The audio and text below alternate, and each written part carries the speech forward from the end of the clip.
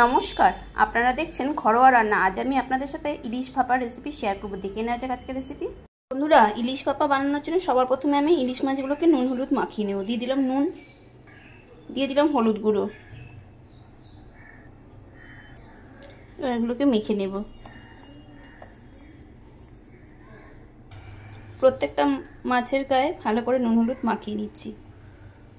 নিয়েছি 50 গ্রাম কালো সর্ষে, নিয়েছি 50 গ্রাম সাদা সর্ষে।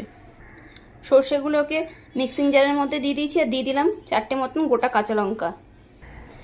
দিয়ে দেবো পরিমাণ মতন জল দিয়ে একটি মিহি পেস্ট তৈরি করে নিচ্ছি। যেই টিফিন বাটিতে বসাবো সেই টিফিন বাটিটার মধ্যে আমি সর্ষে পেস্টটা বের করে নিচ্ছি। দিয়ে দেবো মিক্সি বাটি ধোয়া জলটাও। দিয়ে দেবো 2 চামচ জল ঝরানো টক দই। একটু মিশিয়ে নেব।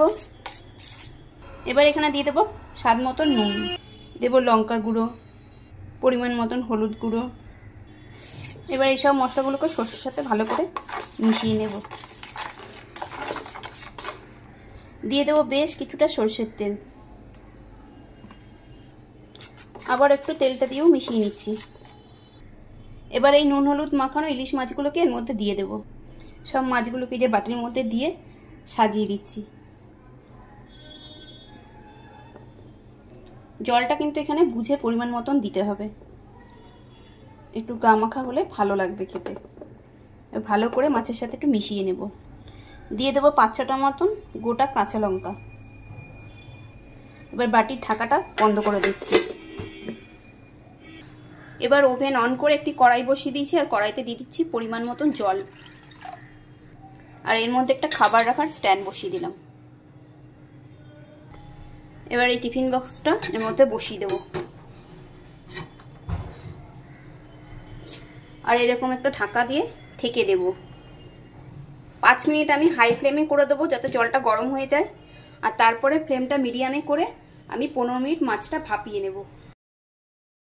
25 মিনিট হয়ে গেছে। এবার আমি ওভেনটাকে অফ করে দিয়েছি। এবার ঠান্ডা হতে দেব। তারপর আবার মাছের বাটিটা খুলে আপনাদেরকে দেখাচ্ছি। এবার ঢাকাটা খুলে নেব।